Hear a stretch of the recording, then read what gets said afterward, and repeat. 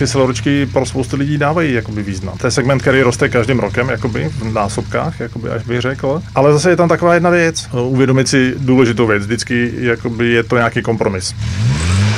My bychom pro toho zákazníka chtěli udělat všechno. My bychom mu chtěli ty gumy prodat, protože prostě proto to děláme. My bychom ho chtěli přezvod, proto to děláme, aby jsme i něco vydělali. Ale když potom zavolá prostě ve čtvrtek, však sněží, nám řekne a my mu řekneme, však my to víme, já musím mít gumy a řeknu jo, ale to nejde prostě. Podcast, v ktorom sa dozvieš všetko o autách. Kupuješ? Predávaš? Zaujímajú ťa novinky, elektromobilita?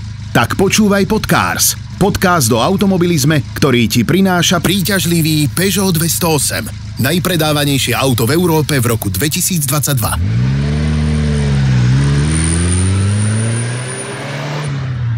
Vítajte pri ďalšom Podcarse. Dnes bude reč o pneumatikách. Ročne sa vo svete vyrobí vyše miliarda pneumatík, a 4 z nich máte na svojom aute a možno ešte jednu ako rezervu v kufri. Hosťom v Podcarse je dnes pán Hynek Serafín zo spoločnosti AZ Pneu. Dobrý deň. Dobrý deň, ahoj. Kedy sa na svete vôbec objavilo niečo ako pneumatika prvýkrát? No tak to jsou asi všeobecně známé nějaké informace, které všichni tak nějak známe, možná teda. Myslím, že to bylo roku 1888. Pan Dunlop nějak se rozhodl vymyslet něco na styl pneumatiky na snad trojkolku svého syna. Áno, podľa mňa mu to hrkotalo na dvore, tak musel vymyslieť niečo, aby to nehrkotalo. Takže něco také, což je nějakých 135 let už dneska. Tak no, ten vývoj asi... Ale tak tento podcast je nie o matematike, ale o autách, tak plus minus ten rok 1888 to bol. No keď sa pozrieme na dnešné pneumatiky, tak sú plné rôznych nápisov a čísiel. Čo vôbec znamená to štandardné označenie na pneumatike, že niečo, lomeno niečo, R a potom ešte ďalšie čísla s označením H a ďalšími kódmi? No tak to je to základní, vlastně nějaký klasický rozměr 255-16, nejběžnější, ještě jedna z nejprodávanějších pneumatik nebo rozměrů pneumatik. Tak když si na tomto příkladu to uděláme, takže vlastně první to označení je vlastně šířka pneumatiky.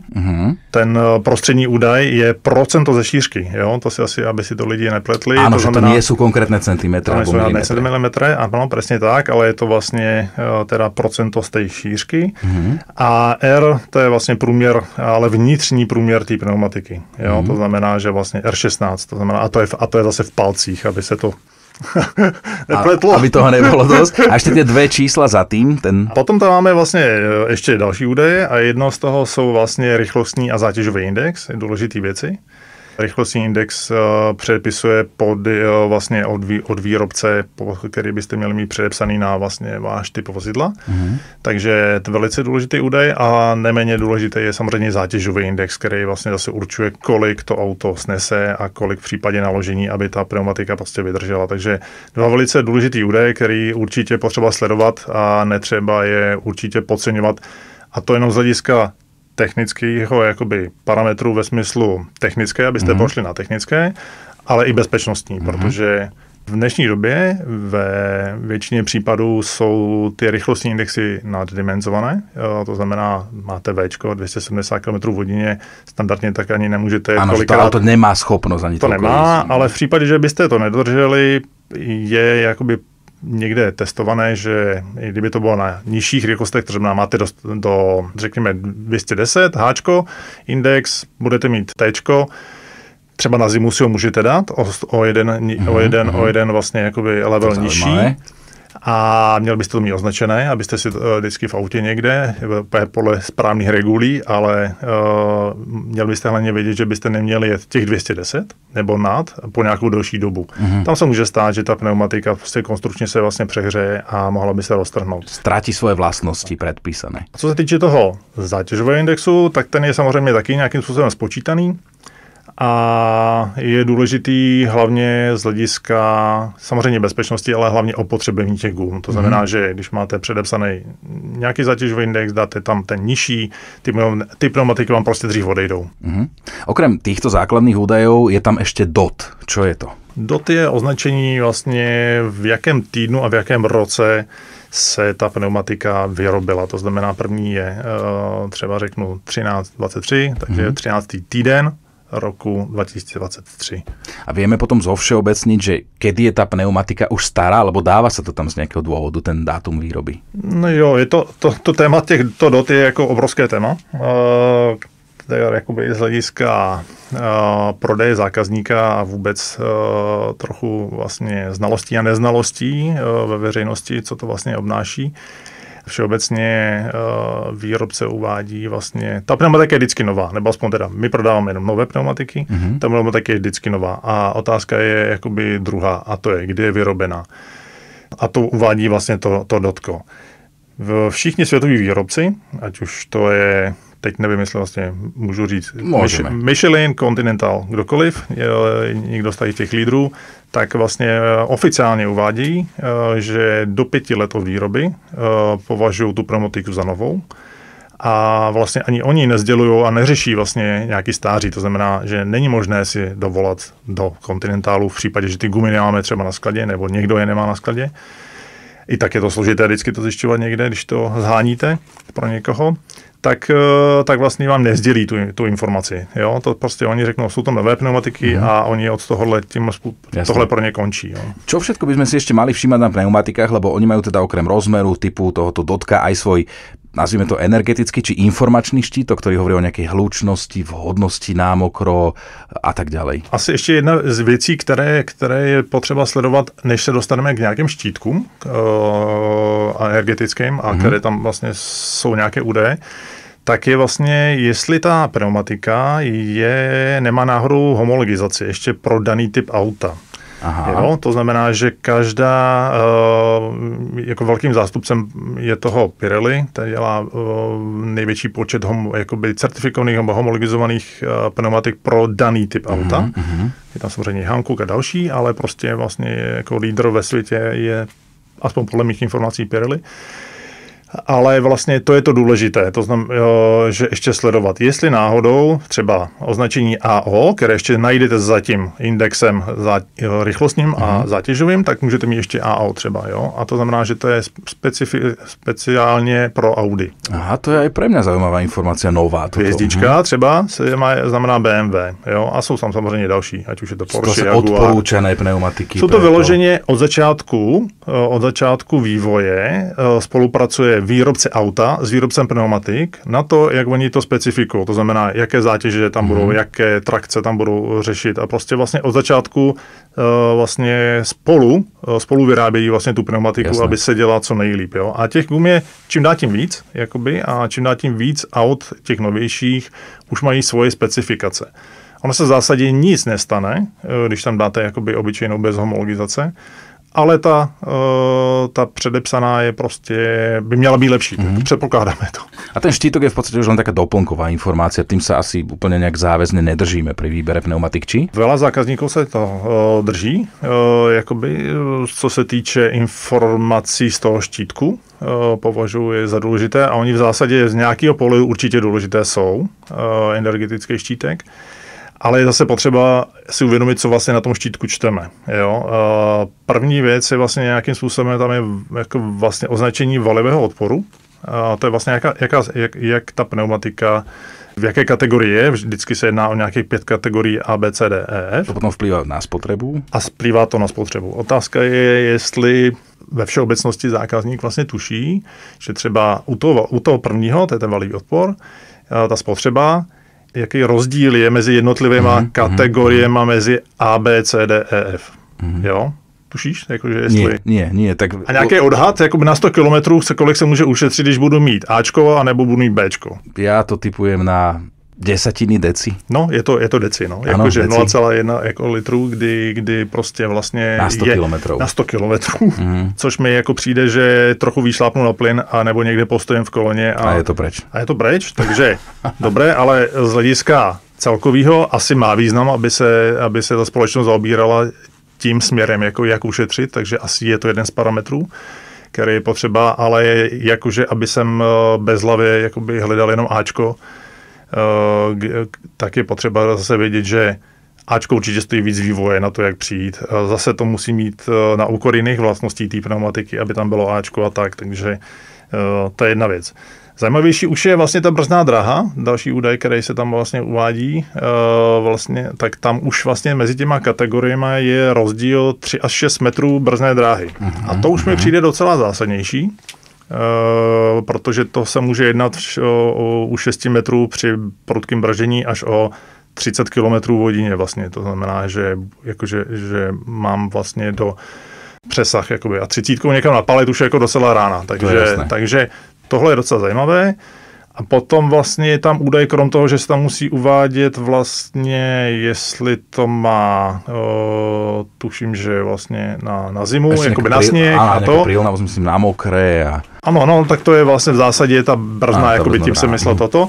Tak je tam vlastně ještě hlučnost, ale zase je tam důležité vědět vlastně, že primárně se jedná o venkovní hlučnost. To znamená, že ano, ona i ta venkovní nějak nám doléhá dovnútra. Ale ako veľmi zase rozoznáme uchom rozdiel pár decibelov. Ale decibely určitě mezi sebou jeden stupeň nerozeznáme, ale kdyby zákazník jakoby hledal, že chce, aby mu ty gumy nehučily, tak by měl hledat jakoby vlastně to, kde jsou ty pneumatiky zase speciálně označené. A třeba Pirelli to má označené jako Pirelli Noise Cancelling systém. A to je, že vevnitř je ještě taková pěna a ona snižuje tu vnitřní hlučnost do toho auta. Jo? Takže každá, nebo aspoň jeden z těch velkých, Continental má Conti Silent, takže Goodyear tuším, že má Sound Comfort Technology. A to je to, co vlastně, kdyby někdo hledal, tak ať nehledá na tou štítku, je to taky, ano, ale ať se dívá, jestli v tom jeho rozměru některý výrobce vyrábí prostě i tenhle systém, protože to je to, co vlastně mu dělá ten vovnútri menší hluk. Ak si dám na auto pneumatiky iných parametrov, ako mám uvedené v technickom preukaze, čo sa môže stať, okrem toho, že dostanem pokutu a budem mať problém s policajtami? No, v zásadě za první ta guma musí fungovat dobře, takže může začít drhnout třeba při zatáčení. Širší a tak dále, nebo vyšší. Ano, může tam prostě vyloženě jako mechanicky nějakým způsobem začít nefungovat. Otázka je, proč by to vlastně někdo dělal, jako z jakého důvodu. Lebo sa mu to môže páčiť, že má pocit, alebo môže mať pocit, že to bude pohodlnejšie, mäkšie. Jo, je to možné. Špekuluju určitě. Ani nechci kolikrát vědět, co občas někdo schopen vymyslet, ale z hlediska tohoto myslím samozřejmě. Takže vždycky asi potřeba brát, jakoby, jestli to sedí správně na tom disku, jo, jestli to sedí na tom autě, jestli to nikdy nedrhne, jestli to prostě nezabírá ten disk, potom zase nedrhnou třeba platničky nebo něco takového. Takže v zásadě bych to nedoporučoval, jo, a asi nejsou úplně ty hloupí ty výrobci, aby tam vymýšleli něco, že je špatně, takže z nějakého důvodu to tak vymysleli a tak asi by se to mělo dodržovat. Aké sú zákonom stanovené limity na výšku dezénu zimnej a letnej pneumatiky? A vôbec mali by sme sa len týmto riadiť, že ešte tam mám 2 mm, ešte môžem. Všeobecně na letní pneumatiky je evropská vlastně legislativa a to platí, a to 1,6 mm u letní pneumatiky, kdy vlastně počítá se na té pneumatice takový kontrolní bod a vlastně ten, když máte vlastně zarovno, tak u té letní je to nastaveno na 1,6 mm. A u zimní pneumatiky vlastně máme legislativně 3 mm na Slovensku, co se týče zimní pneumatiky. Je to nějaký to minimum, které by mělo být vlastně jakoby dodržované. Ty pneumatiky se vyrábí samozřejmě od nějakých, řekněme, 8,5, 9 kolikrát milimetrů toho dezénu. Keď je nová. A ta minimální hloubka je teda nějaké 3 mm. Sousedi to mají třeba 4, jako myslím třeba v Rakousku, Češi mají taky 4, Maďarsko má tuším, že 3, ale ta povinnost je ještě potom taky jiná, jakoby, jo. To znamená například vlastně... Ako je to s tými zimnými pneumatikami, teda aj u nás, aj na Slovensku, aj v okolitých štátoch s povinnosťou ich mať? Jo, takže na Slovensku ten zákon ukládá povinnost používat zimní pneumatiky v období od 15. novembra do 31. marca. A to v případě, že je vlastně na vozovce nějaká souvislá vrstva sněhu anebo vlastně nějaká námraza. Jo, pokud vlastně tam není, tak ta povinnost neplatí, ale však to musí každý vědět podle toho, kde podle vlastního uvážení, kde vlastně v jaké části toho Slovenska se nachází. No veď toto, že to asi súvisí aj potom s tým, ako si vybrať vhodnú letnú a zimnú pneumatiku. Na čo si dať pozor, že ak som čisto vodič na juhu Slovenska a nikdy nepôjdem na Oravu, asi si vyberám iné pneumatiky, ako keď som Oravec a cestujem po celom Slovensku, či? Určitě to má smysl. Na druhou stranu vždycky záleží na tom, jestli to je fakt vodič, který chodí každý den. To znamená, že tam, i když prostě ty zimy nejsou někdy tak silné, anebo to, tak teplotně bývá jakoby kolem nuly, pod nulou a prostě nějaká ranní námraza nebo něco může být, takže tam bych vždycky doporučoval ty zimní pneumatiky asi jako použít. Ale pokud je to tak, že někdo jezdí jenom občas, anebo přes den, anebo víš, že prostě počkáš to ráno, vlastně vždycky tak nějak roste v té Bratislavě i ta námraza raní, no tak asi může jako klidně použít letní pneumatiky, ale vždycky by měl vědět, zaprvé mít v nějakém dobrém stavu. Nemít je asi zrovna hned na těch 1.6, jenom, jo, mít je samozřejmě správně nafoukané a tak dále a musím ale vědět, že je mám, jo, takže nechodím do žádných jakoby zbrklejších jakoby manévrů, pokud možno. Být si toho vedomý. A být si toho vědomý, no. Takisto sledovať, keď idem do zahraničia, že aké sú povinnosti tam, lebo tam v niektorých štátoch sú predpísané prosto dátumov, že odtedy dotedy musia byť auto. Ano, presne tak. Ono otázkou je potom, že samozřejmě ta volba těch pro spoustu zákazníků a ten trend je jakoby vysoký. A rostoucí hlavne, a to sú celoroční pneumatiky. K tomu sa chcem presne dostať, lebo mám pocit, že sa dostávajú stále viac do popredia, že či je to len dobrý marketing, alebo je to skutočne pre nejakú, a keď tak akú skupinu vodičov vhodné dať si celoročnú pneumatiku. Tak my už sme si to teďka řekli vlastně v zásadě, že prostě pro někoho, kdo jezdí tady, řekněme, v rámci Bratislavy, kde ví, že v případě, že napadne i tady, já si pamatuju, ježišmarja, tady pár let nazpátek bylo jakoby do sněhu pár dní, dobře, nebylo to zase jakoby měsíc a půl, ale prostě jsou i v Bratislavě zážitky a víme, že jak to o tom je, stačí půl centimetru a už je problém. Áno, jo? Takže když vím, že zrovna třeba jet nemusím, že prostě to auto nebudu používat nebo použiju MHDčku nebo prostě neodjedu a já jsem s tím v pohodě, tak ty celoročky pro spoustu lidí dávají jakoby význam. Jo? Takže ten trend je jakoby, říkám, to je segment, který roste každým rokem jakoby v násobkách, jakoby, až bych řekl. Ale zase je tam taková jedna věc, jo? Že vlastně teoreticky uvědomit si důležitou věc. Vždycky jakoby je to nějaký kompromis. Jo?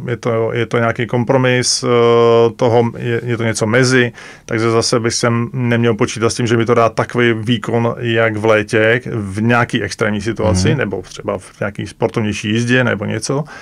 A samozřejmě i v zimě jsou zase nějaké svoje limity. A zajímavý jakoby aspekt ještě je, že dobře, budu tam mít třeba 2 mm ještě, jo? Nebo 2,5 mm, což je na tu letní ještě úplně v pohodě, můžu si mít ještě jednu sezonu. No ale v zimě už mi ten zákon ukazuje, že 3, takže vlastně v který moment to zase přezuju.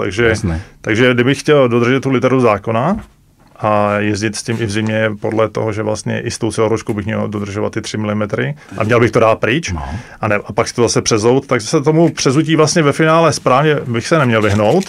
Ale to už zase nevím, jak to tí zákazníci... To je zaujímavý moment. Inak čo sa týka výrobcov, sú aj takí, a nemusíme ich teda úplne konkrétne menovať, že od ktorých by ste si vy pneumatiku nikdy nekúpili, alebo by sme si my nemali kúpiť, lebo áno, je robená na nízku cenu a nie na kvalitu, ale prešlo to nejakým základným schvaľovaním, že môžu ju predávať. Neřekl bych asi určitě nějakou značku, rozhodně ne nějakou lokální, nebo ani ne, že bych chtěl, to prostě spíš tak není. Já myslím, že i vlastně spousta těch evropských značek nebo nám známých značek, ty pneumatiky, ty šly všechny tak dopředu, že vlastně i ty nejnižší v vozovkách budgetové pneumatiky jsou, jakoby, musím říct, jako dost kvalitní. Jako, takže tam, dobrá zpráva. Tam bych jakoby vůbec nezvažoval, jako, že by to měl být problém. Samozřejmě nemůže vydávat takový výkon, jako by ta prémiová. Určitě na trhu existuje spousta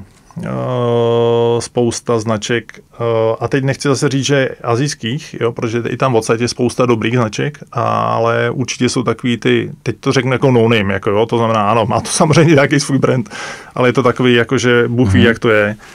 nevěřil bych tomu úplně tolik, jo. Jakoby, je to i tak, že vlastně i co se týče těch štítků, jo, je, že ona, jakoby ta povinnost toho výrobce je dát tam ten energetický štítek s těma parametrama, ale já nevím, jestli existuje nějaký orgán, který to kontroluje. To znamená, jestli si tam dám Ačko nebo Bčko, nevím, jak mi to všechno někdo vlastně vysvětlí a někdo přijde a zkontroluje to za mě. Že je to Ačko. Je to fakt to Ačko nebo Bčko.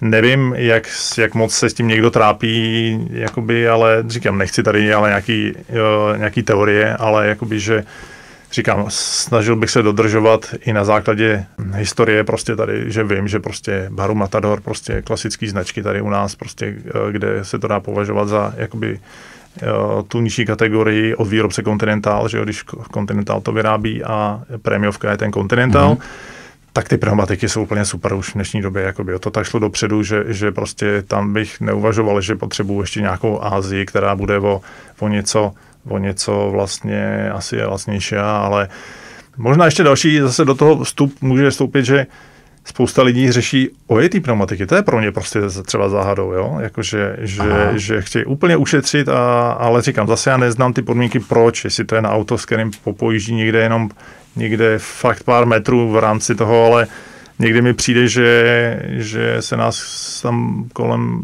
našeho servisu přijíždí furt nějaký partaly, jestli máme nějaký ojetý gumy a furt se nás ptají dokola. A tak mi přijde, že to je nějak moc, jakože kolikrát, že lidi... To asi nebude iba na zahrádku. Takže to nebude na zahrádku, no, takže... Ale viackrát sme sa už dnes dostali k jednému momentu, že vždy by sme si mali byť vedomí, že na akých pneumatikách jazdíme vzhľadom na náš štýl jazdy. Že keď chcem jazdiť ako Schumacher, tak nebudem si kúpovať ako najlacnejšie pneumatiky, alebo nebudem jazdiť v horúcom lete naplno na celoročkách a podobne. To je veľmi dôležitý moment. Ano, ono vůbec ta pneumatika samozřejmě. Je to jediná plocha, která nás drží vlastně s tou silnicí, řeknu. A můžu mít jakékoliv systémy, jo. Všechny určitě budou do nějaké míry nějakým způsobem nápomocný, ale vlastně ať už prostě budu mít, já nevím, ABS to a nebudu mít dobré gumy, tak to asi nebude fungovat úplně dobře. Takže o ty pneumatiky je potřeba se starat z hlediska prostě věcí, které k tomu přísluší a to je, řekněme, samozřejmě mít správné tlaky. Veď toto, povedzme si to takto presne, že čo máme alebo nemáme robiť, aby boli tie pneumatiky bezpečné, vydržali čo najlepšie, najdlhšie, čo sa týka presne tlakov, geometrie a tak ďalej. Tak určitě ty tlaky,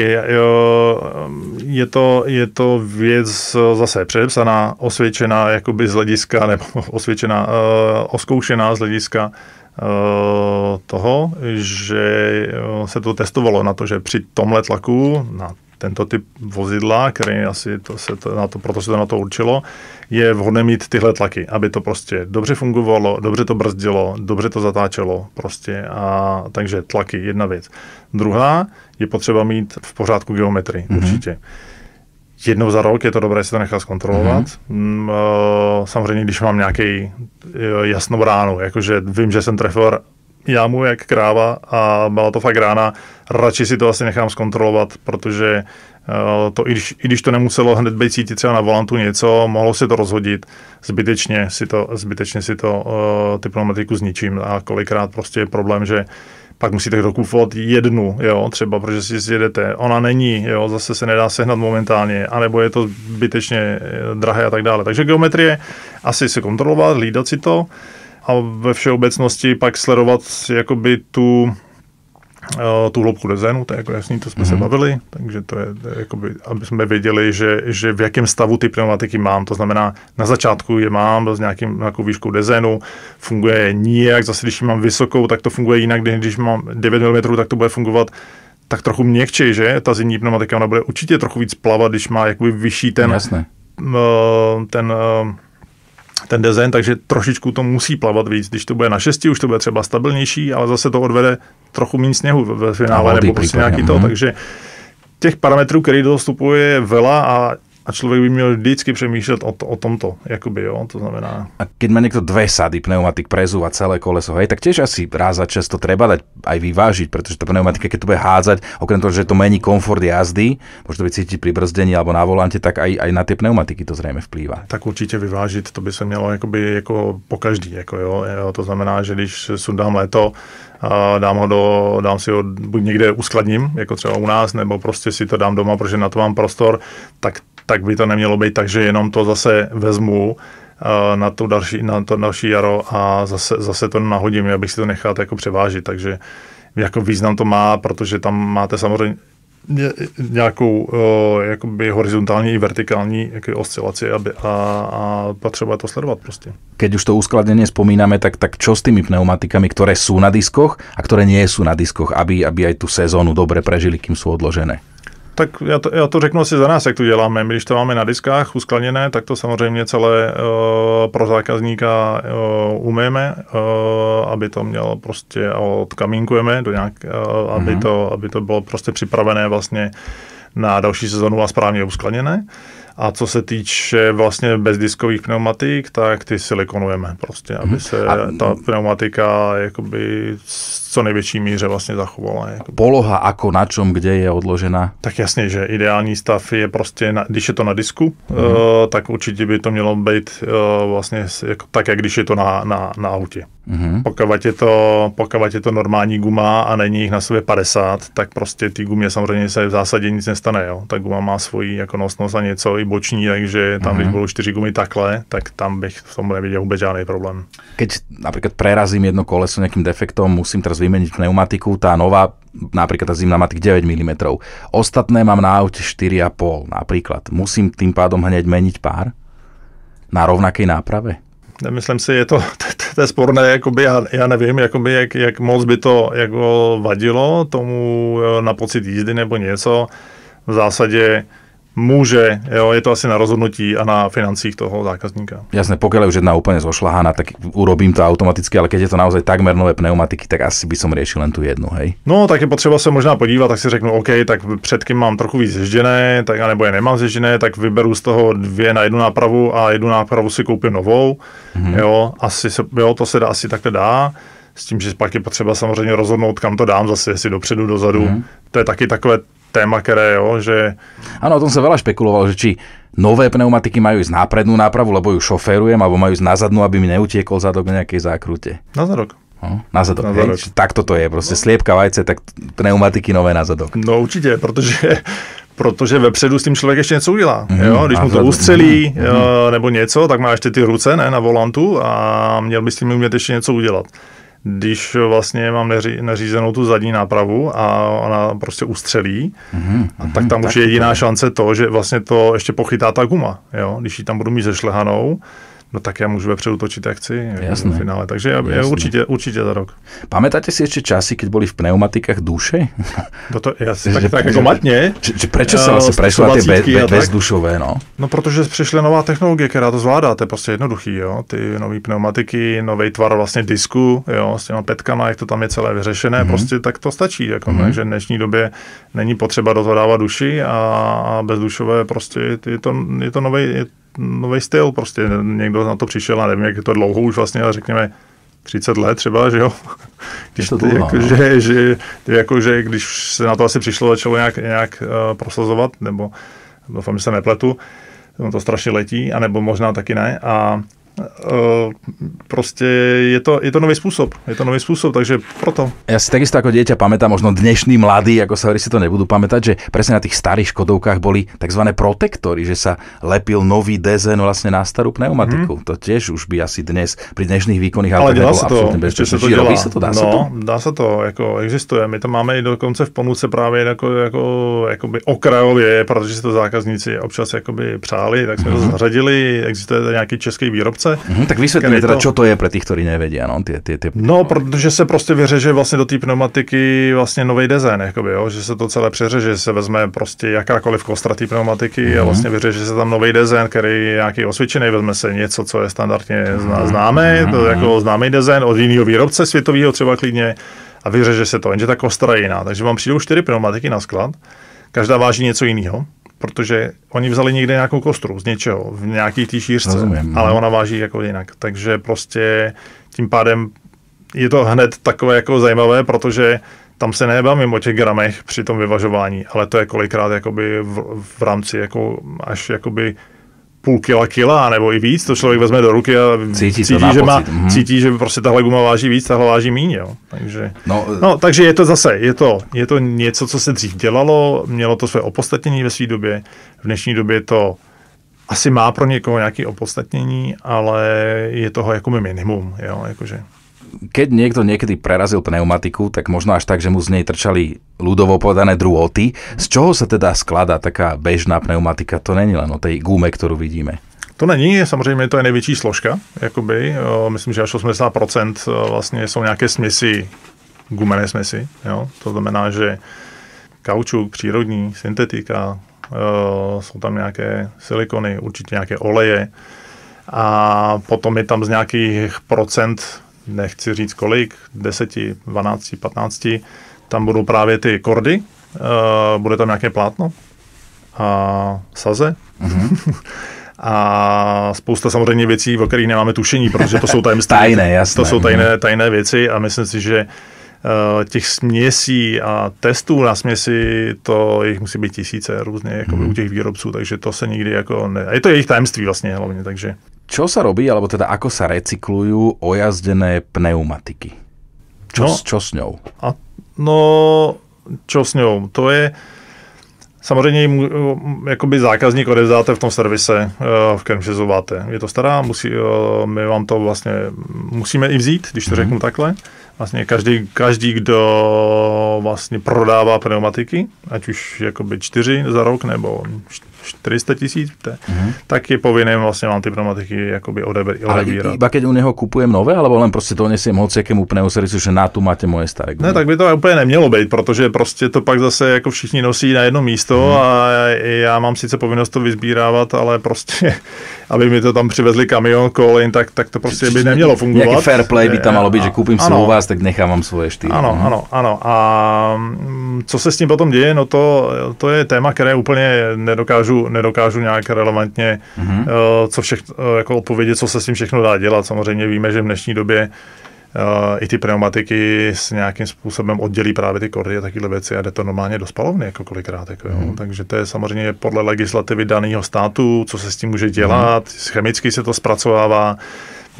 Je to asi velké téma, ale to není jakoby na to, abych tady to odpověděl nějaké relevantně. Čo sú to runflety? Aké sú ich výhody, nevýhody? Runflety jsou vlastně označení pro dojezdovou pneumatiku. Přišel s tím asi úplně původně pro BMW se rozhodlo vlastně, že bude mít dojezdové pneumatiky, aby nemuseli mít vlastně další koleso v autě. A je to vlastně, že ta konstrukce právě, ty droty a celé tady ty věci jsou výrazně pevnější, i ty boční vlastně, bočnice, ty pneumatiky, aby když mám defekt a vyfučí mi ta pneumatika, aby jsem byl schopen dojet zhruba 80 až 100 km do rychlosti 80 km hodině zhruba 80? Někam do servisu. Jo? Ale vlastně jako takže výhodou je toto, že mám pneumatiku a nemusí, jakoby, která je dojezdová a nemusí mít jakoby rezervu. Ty první runflety byly velice tvrdé, ty dnešní generace už jsou jakoby fakt celkem vymakaný, bych řekl, a jakoby, že ta tuhost tam musí být větší, to znamená, znát to bude, ale jakoby ten komfort je na tom výrazně vyšší než u těch prvních generací. A teda i cena je potom zřejmě jiná jako pri... Je určitě vyšší cena. Problém je samozřejmě, když si pak jednu v sezóně někde rozdrbete a je to na výměnu, tak ono je to vždycky na výměnu toho runfletu, že runflety by se neměly vůbec jakoby opravovat. Takže to je taková další nevýhoda. Tak, nebo my aspoň jakoby neopravujeme. A je to, že blbě se to kolikrát schání. Jo? To znamená, že oni přijdou nějaký model, novej, auto, objeví se pár kol na trhu, jo? A pak je defekt, nebo prostě zježděné. Ani nejsou ty kola. A ten zákazník přijde za náma a jak to, že to nemáte? No, protože... tak se zeptejte tam těch dvou, co to jako vlastně dohodli, že to vyrobí takhle, že to musí být certifikované, homologované, jak jsme říkali, runfletové pro tohle typ auta. A tak proč to nevyrobil někdo, já nevím. Jasne. No, keď teraz vyťahnete kryštálovú gulu, tak aká bude budúcnosť pneumatik? Budú stále také, ako ich poznáme, lebo napríklad pred x rokmi, ja som už dávnejšie videl také pneumatiky, ktoré sa vlastne nenafukovali, boli také akoby celogumené, nevyzerali ako súčasné, mali také nejaké špeciálne rebrovanie, hej, že nebol v nich vzduch. Určitě jsem viděl. Jestli to je ten směr, asi může být, ale otázka je, jak moc se to rozšíří a jako vlastně kdy, jakoby, protože bude to taky zase určitě náročný na výrobu, se tak trochu bych jako troufnul říct. Určitě bude mít svoje klady, ale bude to mít asi dlouhou cestu, takže si myslím, že my, jako aby jsme řešili, že bych se tady panikařil, že jakoby nebudou tady ty gumy nebo výrobci, tak to si jako nemyslím, takže ještě dlouho. Jakože.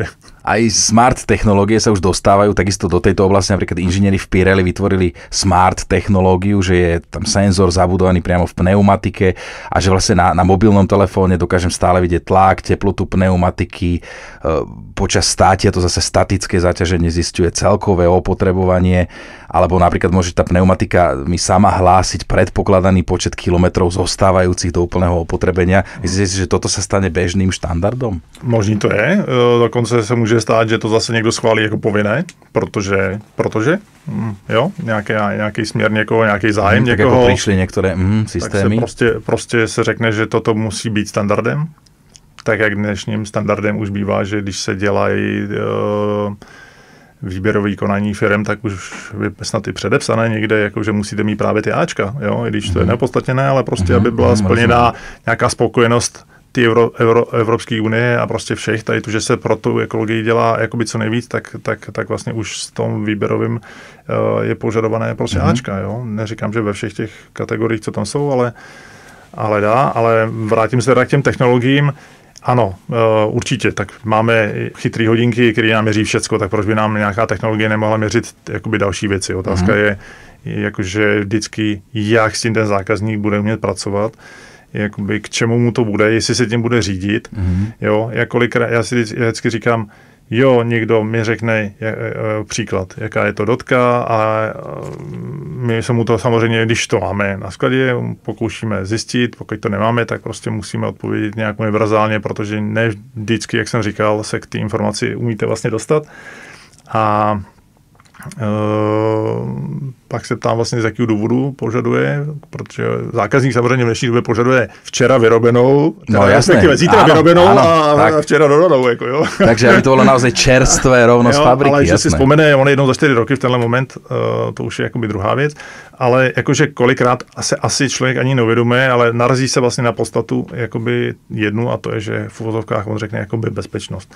A já říkám, jasně, to je v pořádku, ale pak je otázkou na toho zákazníka a jestli on pravdivě vždycky odpoví, jakoby, že právě jestli má tlaky, jestli to má vyvažené, jestli má geometrii. Jo, jestli jezdí vůbec připoutaný, jo. A pak mi něco může říkat o bezpečnosti, jo. A spoustu dalších věcí, jestli používá blinkery, jestli prostě fakt je ohleduplný a jako z hlediska bezpečnosti. No a tam si myslím, že jsou velké mezery, takže takto. No. Takže pneumatiky nemusí zachránit. Ano, takže ano, technologie nám můžou pomoct, určitě proč ne, ale říkám vždycky otázka, jak si ten vodič bude jakoby zacházet. Poďme si dať aj nejaké servisné informácie, napríklad, že ak potrebujeme nové pneumatiky si kúpiť, či už zimné alebo letné, ja tiež teraz na zimu budem potrebovať nové zimné gumy. Hej, tak výrobcovia tiež majú asi svoje sezóny, že kedy jednotlivé druhy vyrábajú, tak kedy si máme pozerať stránky e-shopov alebo navštíviť tie predajne, že vtedy budeme mať najväčší výber, vtedy sa vyrába a nie iba brať to, čo zostalo. To je trochu složité k odpovědi. Z hlediska toho, že ano, dalo by se říct, že teďka bude nějaká zimní sezóna. Ano, potřebujeme teraz zimné gumy, tak... Já si myslím, že september bych se tím určitě začal zabývat a dal bych si termín do servisu, aby jsem věděl, že potom nebudu v panice. Jo? Nejlepší, jako, a to je jako pravidelně, my už se samozřejmě na tím, to už se nedá ani říct, že zabáváme, protože to tak není. My bychom pro toho zákazníka chtěli udělat všechno. My bychom chtěli ty gumy prodat, protože prostě proto to děláme.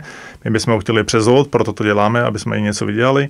Takže my bychom samozřejmě chtěli vyhovět, ale když potom zavolá prostě ve čtvrtek, že má 21, nebo to je jedno, i 16, ale nějaký divný rozměr, který prostě třeba nebo něco, však sněží nám řekne a my mu řekneme, však my to víme a já zítra jedu na to, já musím mít gumy a řeknu, jo, ale to nejde prostě, jo, ty gumy prostě nejsou termíny v servise, máme tam dalších 60 aut prostě na den, tak prostě jako, pardon, takže já bych určitě na tu zimu řešil september, pokud vím, že je mám, tak bych klidně jako druhá polovina septembra začátek oktobra řešil, když mám nějaký divný rozměr, jo, tak tam bych se určitě jakoby díval dopředu, jestli budu mít 205, 55, 16, tak to neřeším, to je jasné, tam vždycky něco je, ale prostě tam bych to řešil rezervoval bych si s předstihem termín do servisu. To sa chcem presne spýtať, že či sú nejaké univerzálne dátumy, mesiace, že kedy sa teda odporúča prezúť letné zimné pneumatiky. Áno, je tam ďalších x faktorov, ale tak vo všeobecnosti. No, poslední rok to celé rozbil, protože vlastně standardně se vědělo, že když se přezuje v oktobri, tak to bude super. Jo, už je to pohoda, jo, už jsou prostě ty teploty. Jenže jestli si pamatuješ loňský rok, tak september byl úplně chladný a oktober bylo teplo. A celá sezóna vlastně začala až v novembri. A tohle byl nestandard. Já jsem tak mal prezuté a potom jsem jazdil na 15-20 stupňoch na zimných. Takže to je takové, jakoby, že to pravidlo se úplně nedá říct. A když se vrátím k tomu na ten jar, tak to je to samé, zase standardně to bylo, že už apríl by som řekl, no jenže ten apríl taky už není taková jistota. To máš tiež pravdu, minulý rok som prezúval v máji, práve kvôli tomu, že aj ja jazdím o 4 ráno, čiže tam tie teploty sú zase iné a tie dni boli chladné. No dobré, také tie všeobecné encyklopedické veci, že pod koľko stupňov to má klesnúť a tak ďalej, kedy by sme teda mali najneskôr prezúť? Na letné, na zimné? No, najneskôr, když vím, že jedu někam, kde mě to může jako vyloženě překvapit, řeknu to s tou zimou, jo. To znamená, vím, že jedu na hory, tak tam musím přezout, jo. Jakoby, že říct, že musím přezout prostě na začátku oktobra a jezdím jenom tady po Bratislavě, tak to určitě tak není, jo. Takže dobře, vím, že někdy pojedu na hory, anebo že se mi stává, že mi někdo řekne, hele, pojď s náma na hory, no tak asi bych to chtěl mít připravený dopředu, jo, protože prostě to tak je, takže to je zrovna také s motorkovými pneumatikami, kterých jako prodáváme jakoby veľa, přezouváme motorky a nabízíme s motorkářům třeba to, aby, protože nikdo neví, jak to s tím počasím je a jak to bude. A nejhorší je, když ten motorkář prostě první teplý víkend, že on chce hned na motorku a zjistí, že má sešlehaný gumy. Že? Takže než je třeba sežene, protože třeba má nějakou motorku, která prostě úplně není se standardem, jakoby, anebo chce zrovna nějakou svoji typickou značku, jakoby, že tam je to dost specifické, že zvykl si na to, je to prostě jednostopa, že jo, takže prostě tam jsou ty motorkáři viac si dbát na ty pneumatiky. Takže, no a teď zjistí, že nemůže, že jo, takže my třeba děláme, že nabízíme, jakože přes zimu jim tam přezujeme, jakoby přijedem pro to, odvezem mu to. Jasné. A on je pak happy, protože vlastně přijde ten první teplý víkend, který neví, kdy přijde, ale má to připravený. Jasné. Jo, protože, jo. No, dnešné auta, ďalšia taká možno servisná informácia, že dnešné auta často nemajú rezervné koleso, tak ak rezervné koleso v aute nemám a chcel by som si zaobstarať, to som ja hneď urobil ako prvé pri tomto aute, ktoré mám teraz, tak akú rezervu si mám zaobstarať? Zimné koleso, letné koleso, alebo mi stačí lepiaca sa dá? No normálně standardní jakoby rezerva je s letní pneumatikou. Začaly se teďka vyrábět i dojezdové kolesa, to znamená, že vyloženě zaberou si jakoby mý místa v tom autě, a že to není plnohodnotná jakoby rezerva. Na jiný rozměr. To 250 z to nějaký jiný rozměr, uší. A zabere teda tím pádem mý místa.